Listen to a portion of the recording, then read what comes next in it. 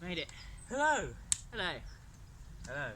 Well, find us here at the Battle of Arnhem in Oosterbeek, and we're here today to talk to you a little bit about the British Airborne. But who are we? I'm Ethan Harvey, this is Ruben Harvey, hello. and we are from the Living History Group, the History Boys, here in East Anglia. And yes, over the past couple of weeks we've been doing a few live videos like this for our YouTube and Facebook, but we're here today for Pete's fantastic 1940s weekend, this Easter weekend. Hope you're all having a lovely Easter at home, keeping busy in isolation, that sort of thing. Right, thank you. So, first of all, I'll tell you about who we are portraying. So we're portraying the 1st Airborne Division, who were formed in 1941. They first began taking part in raids in France and Norway in the early part of the war, and then they were sent to Tunisia and Sicily and did much more fighting there before most of them were sent back to England to train ready for the Normandy invasion, D-Day in June 1944, but they were not actually involved, so they were actually put for reserves, and they went to Netherlands in September 1944 for Operation Market Garden. But within the 1st Airborne Division, me and Ethan are portraying the Parachute Regiment. The Parachute Regiment were an airborne infantry regiment formed in 1940.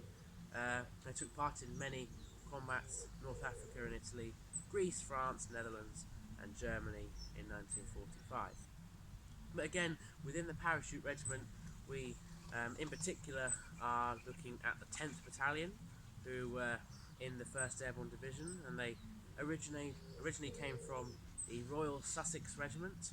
Their first major operation was Operation Slapstick in the invasion of Italy, but following that they were put for reserves in England with the rest of the 1st Division until Netherlands, when they went on to fight in Arnhem. But I think now Ethan is going to talk to you a bit about the Battle of Arnhem and Oosterbeek itself, and following that we'll then give you a tour of where we are and where we're positioned, and then more equipment used by the Airborne. So as Ruben well said there, we're in the 10th Parachute Battalion, and during the Battle of Arnhem, so the Battle of Arnhem even, part of Operation Market Garden, which was the combined Allied forces operation to try and end the war by 1944. So it was devised by our own General Montgomery, and the idea being that we could drop the American 82nd Airborne Division, the American 101st Airborne Division and our own 1st Airborne boys, drop them at strategic points in Holland, so the bridge at Nijmegen, the bridge at Eindhoven and the bridge at Arnhem. And whilst they were holding the bridges, the British 30 Corps, which was an armoured army division, would go behind the German lines, smash through their lines, link up this bridge airborne corridor and push into the Ruhr Valley in Germany, thus cutting their main supplies off. It didn't go exactly as planned. The Americans managed to capture their bridges, but the British 1st Airborne Division landed in Arnhem on the 17th of September 1944. We didn't have enough planes to get our 10,000 men in at once, so it took a matter of days to get all of the airborne troop in. So Parachute Regiment, Glider Regiment, various other elements, Royal Artillery Engineers, that sort of thing went in there. We were also eventually aided by Polish Airborne Brigade that came in under General Sasabowski. So we're here, we'll show you a bit more where exactly we are, but we're in Oosterbeek, which was a small town near Arnhem, which is where our airborne ended up landing. They landed up at a few heaths. There was Glynkel Heath, which was a few miles from the centre of Oosterbeek, quite a long march from Arnhem, about an hour's march from the bridge itself. So things were very confused on the first day of battle. A small unit of paratroopers, perhaps only 1 or 2 battalions, managed to get to Arnhem itself under command of Major Frost. Mr. Frost. So you've seen Bridge too far, Anthony Hopkins there. They managed to get to Arnhem Bridge itself, and they were able to hold that for quite a few days They're only supposed to be there for around 24 hours, 48 hours, a couple of days. But they ended up holding it for much of the week that we ended up stranded there for. So as you can see, we're airborne soldiers. We're not armed with many heavy weapons. The most we could rely on for heavy weapons was perhaps a Piat and a Bren gun. So we were very limited supplies. We were waiting on our airdrops and our armoured corps that were coming up from Belgium. So as I said, we are here in Oosterbeek. It was the town outside Arnhem. It was where much of the division ended up getting stuck. Our HQ is at the Hartenstein Hotel. So if we're here, we've got the river behind us, the River Rhine that runs through the cities. Might have the Hartenstein just a couple of miles up the road. So the Airborne Division there, much of the forces, the commander on the ground was General Urquhart. Urquhart, of course. Yeah. So he was in command of the troops on the ground and at the headquarters as well. So, any more to add to that? No, I don't think so. No. Pretty summed up battle of Arnhem. Yeah. Yep. So obviously the operation didn't go exactly to plan. We'd lost Arnhem, as I said. We went in with about 10,000 men. We came up against an SS Panzer division and another German battle group. We weren't expecting to be in the area. So there was some very, very ferocious fighting around the town of Arnhem itself, near the bridge and within the streets. Something that the 1st Airborne Division had trained for. Lots of hand-to-hand, close quarters combat. Very, very ferocious stuff. But unfortunately, it didn't go too well for the Allies, and we were forced to surrender our positions in Arnhem. The troops left in Oosterbeek were eventually surrounded, and on the 23rd of September 1944, they were forced to retreat across the Rhine. Many of them had to swim across the river. There were a few rescue operations were carried out by the 101st Airborne Division to try and get as many men as possible across. We sort of around an estimate about 2/3 of the Airborne Division, or even 3/4, didn't get back. So out of the 10,000 men that went in, sadly around 7,000-8,000 were killed or captured. So that's the Battle of Arnhem. Yes. Yep. So we'll show you a little bit about what we've got going on here and stuff in our shell hole position. We are perhaps along a main road leading towards the centre of Oosterbeek, towards the latter half of the battle. We're in a shell hole here that's perhaps been caused by a German artillery piece. The farmhouse behind us, the walls collapsed. Yeah. We're using it to the best of our abilities to defend our position from the oncoming German troops. Okay, so I'll go and do that. I'll leave you with the rifles and we'll show you around.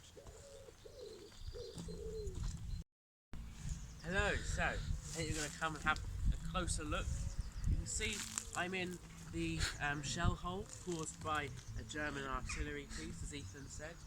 The German artillery may have been aiming for a Dutch house that our troops may have been inside. So you can see we've got the remnants of that house there. The walls have collapsed, and we're using that to the best of our ability to take cover from the German fire.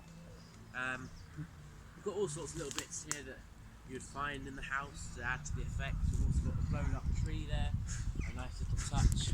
I think up there we've got the British parachute that we would have used when dropping into the zones. Again, just to show you what one of those would have looked like for the size of those as well. I think zooming in on a couple of smaller pieces, we've got the British artillery shell there. That's where we were aided by the artillery who were positioned around Arnhem and Oosterbeek. We've also got the German stick grenades that we were captured. We needed to use anything that we possibly could in these circumstances, as our supplies were very limited. Along with the German stick grenades, we've got the German K98 rifle there. I think Ethan will go into a bit more detail about rifles in a little bit, but we've also got our own number 4 Lee-Enfield rifles there that we would have used ourselves. To go with the Lee-Enfield rifles, we've got the 303 rounds and clips there. so the rifles could have held 2 of those at a time. But Ethan, like I said, Ethan will go into a bit more detail about that in a minute. Smaller other things, we've got the Bren gun. We haven't actually got a Bren gun, unfortunately, but we've got the spare parts bag there for the Bren gun. We've got a spare barrel, cleaning equipment, and all other things that we might need. Along with that, we have got the Bren gun magazines. Everyone was expected to carry 2 of these in their pouches in case we want us to aid the Bren gun team during the battle. What else have we got? We've got a German helmet. We've got another captured German helmet, perhaps captured or perhaps left deserted by Germany, who might have been in the area and been killed. What else have we got? We've got some Mills grenades, Mills bombs here. I think Ethan again will go into more detail about those there, but we've got 4 there for effect. We've got some more behind me when we go to talk about smaller items. So we've got the helmet as well. When you're not wearing your beret, you might opt for your parachute helmet. We've got the earlier model there with the leather chin strap there, and then we've got the later second pattern with the webbing chin strap. But again, I think we'll go into more detail when we talk about webbing and uniform in just a moment. Other small things, we've got the hunting horn. It was John Frost, wasn't it, Ethan? John Frost, yes, used the hunting horn to rally his troops when going into battle. If you've seen the movie with Anthony Hopkins, then you'd perhaps see him using that. We've also got the 303 ammunition case, full of spare ammunition. Obviously we'll be using that as best we can. We don't know when we might get another supply, so I suppose we had to ration the ammunition we had. What else have we got? We've got some toggle rope there. Again, when we're talking about the webbing there that I'm wearing, we'll also talk a bit about the toggle rope and why it was used and what we would have used it for. But yes, that is our shell hole that we are based in today. Like I said, created by the German artillery piece, and we're just using it the best we can and using all these resources the best we can again, because obviously we're trapped here in Oosterbeek, and yes, we don't know when the next supply might be coming.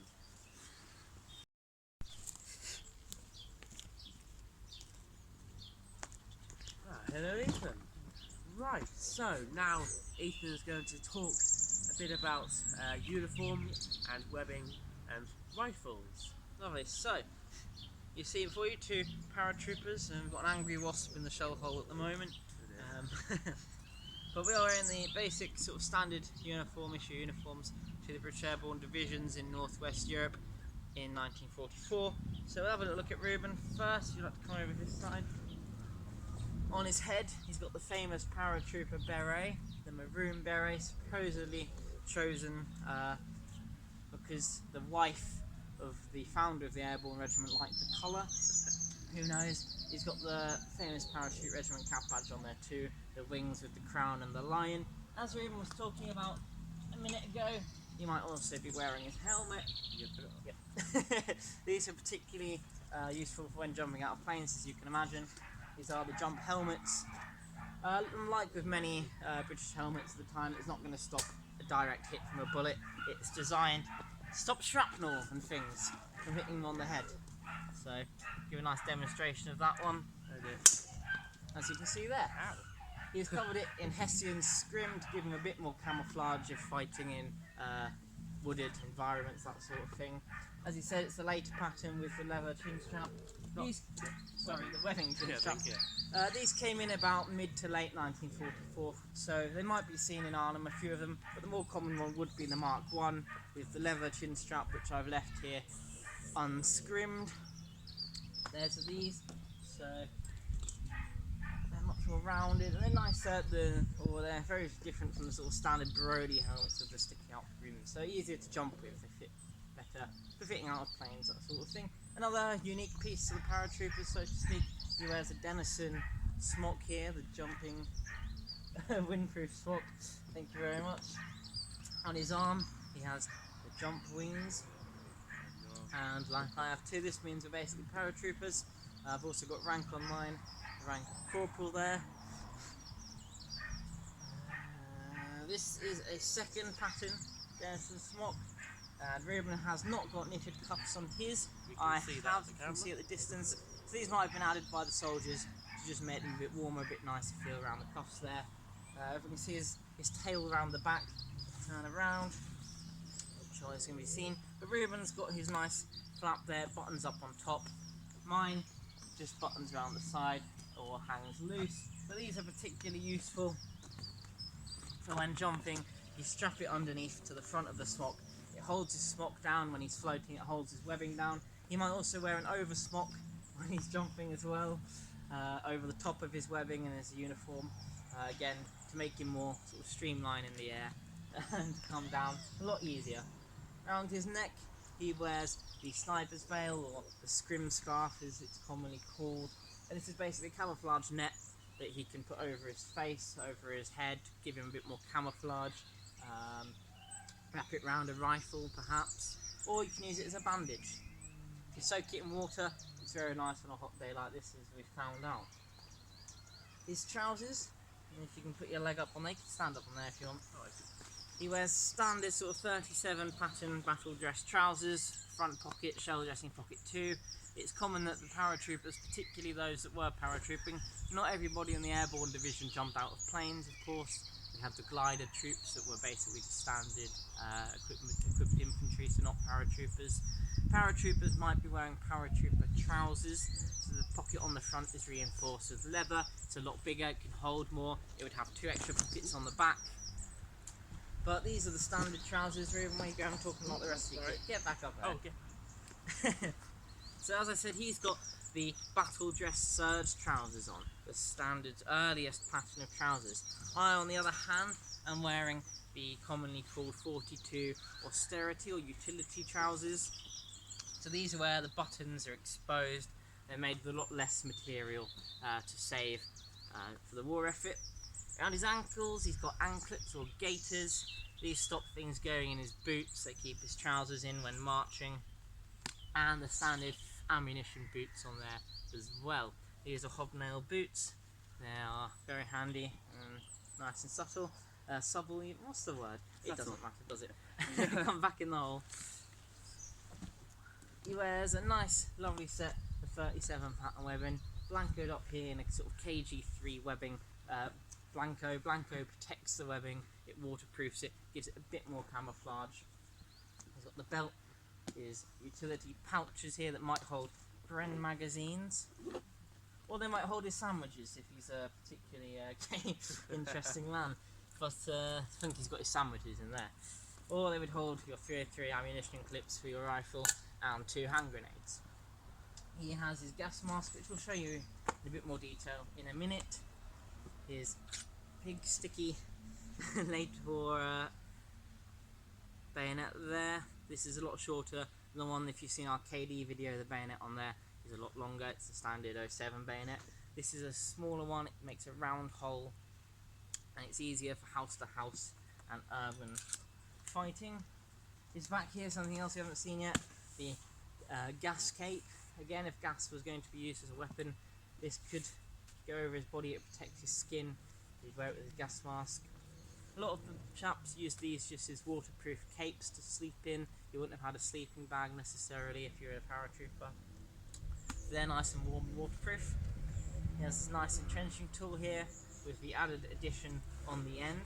This is a later war variant, but it is seen at Arnhem. There's a few pictures in the battle, and it has grooves on the end to fit the bayonet to make a nice mine prodding tool, so he can search the ground for mines using that. There, it also fits the handle, of course, on the head of the entrenching tool. We haven't seen one yet on our videos, so we'll get one out. It's a bit like a spade and a pickaxe at the same time. It goes together and allows you to quickly dig in to a position. So this would be particularly useful somewhere like Arnhem, where we're diving into foxholes or slit trenches and rapidly trying to defend ourselves. On his back he'd have a small pack, which we'll talk about shortly, and of course his water bottle, 2 pints of water, staying hydrated, very important in hot weather and when under enemy fire. So this is what he would have come to the battle in, what he might have jumped in, what he would have marched to this position in, but as the battle progressed, chaps were perhaps losing bits of webbing, realising that once you run out of ammunition this is pretty much useless, so they would have just come in their smocks. As I said, this is a first pattern smock, so it's the earlier one. Right. So my pockets become my ammunition pouches, carry spare rounds and grenades in them, and anything else that a soldier might need. So I've got some bits and bobs there, some nice toffees, or whatever else I might have brought from home. Which we'll show you a bit later when we go into more detail. I've just got the waist belt remaining for my webbing, and on the side the Commando Fairbairn Sykes fighting knife, which also issued to the paratroopers. I'll show you one in a bit more detail later on. So I've lost sort of the majority of my webbing, replaced the heavy helmet with just my beret for fighting in, and as I said, filled pockets with useful things. Okay, so the weaponry of the 1st Airborne Division. They were using these 303 Lee-Enfield rifles. This is the number 4, so it's the one that was specifically introduced during the Second World War. It's more lightweight than the SMLE. It's a bit short, bit lightweight. Holds 10 rounds in the magazine, fires up to 30 rounds a minute, and it's a particularly nice rifle. So nice, in fact, that it didn't go out of service in the British Army until the 60s, and many cadets were still using these into the 70s and perhaps even the 80s as well. These are still used to train. So yeah, the particular rifles were found perhaps out in the furthest depths of India and Africa, to the present day used by policing forces and terrorists and that sort of thing. One of the particular SMLE First World War rifles was found in Afghanistan, being used to fight the American army over there. So that was an interesting choice for the terrorists there. So that's that weaponry. As Ruben said before, German weapons. If your weapon gets just damaged, destroyed, or you run out of ammunition for it, you might pick up a German weapon. Annoyingly, we've only got rifles today due to this lockdown. We can't get hold of our submachine guns and light machine guns. But the Sten gun was particularly favoured by the Airborne, the Mark V. It had the bayonet attachment, a wooden stock, and 2 wooden pistol grips for better stability. They would have also used the famous Bren light machine gun as well, as you've seen the magazines for. But we can't get hold of them today, so we're making do. As they did in Arnhem, if they were running out of weapons, sorry. And just before we do move on, we didn't mention toggle rope. Oh yeah. That was one thing I said we'd go back to. So, Ethan, toggle rope. Bring mine.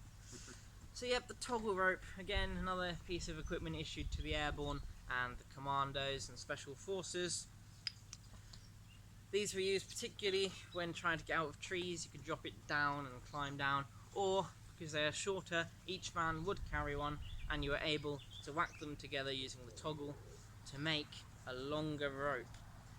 There's the idea that we haven't actually managed to try because we haven't got enough. If you have a whole sort of platoon with toggle ropes, you can make a rope ladder out of them to scale buildings. So that's something we need to try. Yeah, so that's the webbing, the uniform, the rifles, the hand grenades too, the German stick grenades. These were designed, they're called famously the potato mashy grenades. It's designed like a stick, the same sort of design the Germans were using in the First World War. If it lands on a hill, it won't roll back towards the person that threw it. The British, on the other hand, of course, we'll show you closer detail, using the Mills bombs. It's there, pineapple shaped, but more famously, of course, the Americans are calling theirs pineapple grenades. Fragmentation grenades, so when this explodes, bits of metal are going to go everywhere. That's what those are. Yes, so I think that's everything for webbing, equipment and uniforms. So now I believe we're going to take you over there and somewhere else. Talk to you a little bit more about the smaller items, about medical, a few medical bits we've got out there, the small pack items and other equipment that the British Airborne would have used out in Arnhem.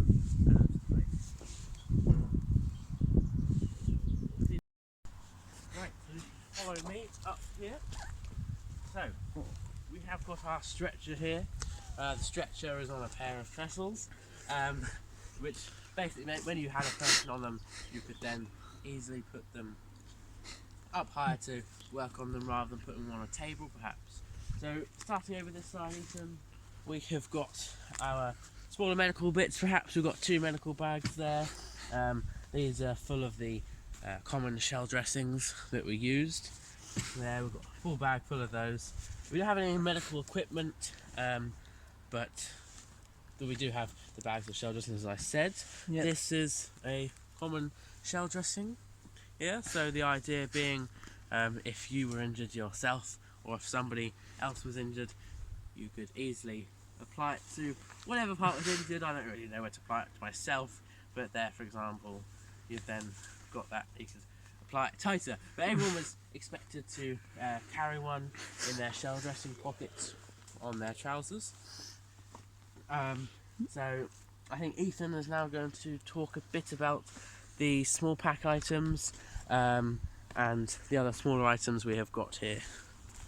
Yep, so quickly back to weapons. We've got a few pistols that the chaps were using in the battle. So this is an American Colt 45 pistol. So of course American, but many officers managed to get hold of these and take them to battle as well, and some of them I've seen ended up in the hands of individual soldiers as well. So handy weapon, that one, if you can get the ammunition. Of course, it's American 45 caliber pistol round in there. The British officers, of course, from the days of the Empire, were using these lovely service revolvers. We had Webleys. This one's an Enfield service revolver. So some of these might have been used by the paratroopers. They probably weren't as common as Brownings and things like that. Or if you were lucky enough to get your hands on a German pistol, we've got a replica sort of Luger pistol there. So that's what the Germans were using if we could get hold of one of them. As we mentioned, grenades earlier. We have the Mills bomb. Pull the pin. They're not lethal unless you take the pin off, and then you've got about 5 seconds until it goes bang. Oh, sorry. Something we've recently acquired here is a nice little demonstration piece that shows how it works. When removing the lever, this would drop down, it would hit the igniter, causing it to explode. And as we said, the fragments on the outside, bits of heavy old metal there, would spread out all over the place, causing many wounds. So this is what the helmet's designed to protect against, fragments of metal rather than bullets. As we said, the Fairbairn knife, the Fairbairn Sykes fighting knife, the Commando dagger, issued to airborne forces as well as commandos. This one's only a rubber one, so I can stab through them with it. No, it wasn't. But no, these are nice pieces, mainly for fighting, removing sentries, that sort of thing. Of course, Hitler famously, if anyone was found with one of these, they were a secret commando. He thought that these are against the rules of war. So if you're found with one of these, you were to be shot on sight and not taken prisoner. So there's a story of a load of chaps at Arnhem, particularly having these. They were lined up as prisoners along the banks of the Rhine, and they were removing these from their uniforms and throwing them into the river. So it'd be nice to find. We've got also here sort of a replica Hawkins mine as well, so there's a few anti-infantry mines that we might be able to use. But as we said, we are an airborne force. We don't have many uniforms or equipment. You can do food. So we're having to rely on whatever we can pick up, and some lighter explosives as well. Yeah. So Ruben here will talk to you a little bit about food and some of the small pack items. Yes, I'm going to talk to you, like Ethan just said, some of these items. So here we've got some cans here of food that they would have been supplied. So we've got beef and kidney, can of beef and kidney, I don't quite know, that's stew I suppose, and poultry, so you don't really know what's in there I suppose. Well, poultry is chicken, but you don't quite know what sort of chicken might be in there, so it's quite a mystery. You have to eat whatever you can sort of find, so many troops would have probably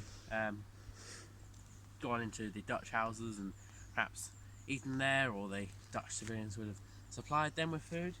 A couple of the common things to eat food. We've got the enamel tin plate there, very nice. Or what all the troops have had is the mess tin there. You would be expected to eat out of here, to cook in here, and to perhaps even drink in here. And the items that you would use would be the spoons, knives, forks. Most common would probably be the spoon, as you can use a spoon for anything. So you always want to keep your spoon. Probably one of the most important pieces of equipment, some could argue. What else have we got? We've got tin mugs there. We've got the common blue and white enamel tin mug. These were issued in the First World War and carried on into the Second World War. You can even see the brown tin mug becoming more common sort of after 1944, 45. We've got that as well. A couple of the smaller pack items. So we've got here the clasp knife on the rope or the string there. Can't open this one. There we go. We've got the knife section there. We've got the tin opener attached as well, and the smaller pig sticker, I suppose you could say. I don't know what you'd use that for, Ethan. Boots. Boots. You're cleaning your boots then, and picking out the mud. Tin cans. Tin cans and all sorts of things there. What else we've got? So the identity discs. We've got the identity disc everyone would have worn. So we've got my name there, Harvey R, Reuben Harvey. We've got my religion, Church of England, and we've got my army number, 260303. Ethan's also wearing his there. As you can see, we've got two. So if you were injured, then well, you'd wear this one around you. If you were killed, then the medical officer or anyone could then cut off the red one, and they'd know who'd been killed by looking at the red disc and then identifying you by comparing and matching to the green disc there. So that's green, isn't it, Ethan? Carry on. I think that's green. Anyway, so that's identity discs. So a couple of the small pack items. We've got the wash roll here. We've got some. So we've got tea tin there. In there, Ethan's got his loose tea for drinking out of his mug. He's got some personal hygiene. So we've got some foot powder there. Very common. People are expected to apply foot powder. I think twice a day. The feet obviously would be very sore in army boots after a full day. So you'd want to apply that to make sure your feet were healthy and could still carry on and not get trench foot and other such things. The personal cleaning, so we've got the mirror there for shaving, or you could even signal with it if you can manage to use the sun. But with shaving, you've got your razor there, spare razor blades, but to apply you would use your shaving stick there. I haven't opened this one. You've got your shaving stick, and then you would use water and your shaving brush there to apply that and shave properly. You have got your bone toothbrush with the bristles there, and you'd use your toothpaste to clean your teeth regularly. I don't know if you would get a chance to clean your teeth in the middle of combat, but obviously everyone would carry one of these and expected to. So we've got toilet roll there. If you saw the KD video, then you would have seen me using this. But you've got the toilet roll that I think sort of felt like sandpaper, I suppose, or parchment paper, so not very nice on yourselves. What did I talk about? Housewife. So you've got your housewife there. In there's all your essential sewing items. You've got spare buttons, threads, needles, cotton, thimbles, perhaps spare material if you get a rip like Ethan did. He had to sew his own trousers there because what did you do again, Ethan? Fell over some barbed wire. Very clever. Other bits and bobs, you've got your socks there. I think you had to carry 2 pairs of socks so you could change those regularly. You've got some nice underwear there, again cotton underwear. What's this one? This is dated 1942. Lovely underwear there. You've got your towel, again for cleaning and drying yourself with. Your lovely towel. But yes, I think that's all sort of bits you would carry in your small pack. I didn't mention the Horlicks tablets there. So a nice little touch from home for a nice drink if you're not feeling too well. Rifle cleaning kit, I didn't actually mention that. But yes, you've got your rifle cloth there for cleaning out the oil, and the string for putting down the barrel, pull through, putting through the barrel, and again cleaning all the oil, making sure it ran smoothly. So I think Ethan is now going to finish off pretty much by talking about a few other items that we haven't got around to mentioning yet. Yep. So one of the things here, boiled sweets and matches tin, July 44. These were produced en masse and given to all the troops who went to Normandy, or even after Normandy. This one from July. So this is everything you sort of need to survive in a field. Sweets to give you sugar and energy, salt to keep up your salt if you're sweating a lot, and matches to light fires. I've only got some matches in there. I'm yet to get the rest of those bits. We haven't talked about all this rather well. So the gas mask we're going to come back to. This is the lightweight assault respirator. This is a 44 dated one there. So gas wasn't used, of course, but you're still going to carry these. That very fashionable. But once you sort of get into combat, this might be one of the first things you drop. Or you can use the bag to carry brain gun pouches, spare water bottles, that sort of thing. So underneath your uniform you would have had a wool shirt like this. So on a hot day like today, wool shirts, wool trousers, wool tunics, nice and warm. But one of the best things about battle dress serge material is that it's porous, it lets in the air. So really it's not that hot and it's not too itchy. It's just nice, soft. I think you're in love with that tunic. I am in love with my tunic. So this is tunic here, badge 2, the Parachute Regiment, the Airborne title there, and the Pegasus patch, and of course regimental patch. These are printed. It's on an austerity version tunic with exposed buttons, printed as opposed to woven. An addition later on in the war. Save again on material. Buckle there. So these tunics would have sometimes been worn underneath the Denison smock when fighting, or carried separately. In there I've got the pay book, the service book as well. So this is all the information for the soldier, his record of pay, his training, his personal details, that sort of thing in there. Also, this is commonly called an airborne vest, but we think it's sort of a more commonly seen item. The vest's there. So it can be worn under the shirt to keep you nice and cool, worn over the shirt to keep you nice and warm. So a multi-purpose thing there. There's also rumours and things that it could have been used as an escape tool. If you unravel it all, you can make a rope ladder out of it. But I'm yet to try that. So as Jim was talking about food a minute ago, as he said, you would have had the food you brought with you, anything you could cook. But also, being in a town like Easterbeek, a lot of the locals, when we first arrived, were very happy to greet the Airborne. So would have provided nice drinks and food and that sort of thing. There's an officer of the 21st Independent Company. He took with him in his small pack a bottle of Scotch whisky, and on the drop zone on Wolf Haze, where the gliders were coming in, he was there with the rest of his men, and he was saving the whisky for the liberation of Berlin, but realising that things weren't really going to go to plan, he'd opened the whisky and shared it round his men, to which one sergeant replied, "Doesn't this Dutch water taste very nice?" So when we went to Arnhem, we went there in September for the 75th anniversary, all of this kit went with us, so it's all actually been to Arnhem. Yeah, Ruben's going to join me back in here, but of course, as I said, we went to Arnhem. There's a video on our YouTube about our trip there, and we saw the para drops on Glyncol Heath, paratroopers coming in, and we witnessed the pipes on the bridge. It was a very moving experience. We went for a nice little swim in the Rhine. It's a beautiful day. So all of our kit's been over there, and it's been tested and worn as well. So anything else to add about the Airborne, Ruben? No, I don't think so. I think we've covered it all.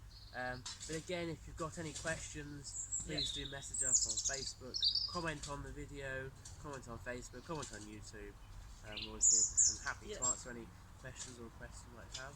Yep, so should I bring you into the trench, or into the shell hole for our Well, So we brought you back in here. We hope you've enjoyed our video. We're going to get back to fighting. It's been a pleasure to set up this display today and to film it. Thank you very much to Pete and Marie for organising it. Hope you've all been enjoying the wonderful music. Anything to add, Ruben? No, I just want to say thank you again. You're doing a fantastic job, as Ethan mentioned. We hope you've enjoyed our video. Please do check out our other videos on YouTube. If you scroll down on the events page, you will also see them. Yep. Yeah. Okay, yeah, thank you very much. I'm Ethan. I'm Ruben. And follow the History Boys on Facebook and YouTube and Twitter, and we've got a website as well for more regular updates of what we do. We'll be back again on our own Facebook page next week, probably from where are we going to be here next week? I don't know. We'll be somewhere in time next Yes. week. So thank you very much. We hope you've enjoyed it. Thank you.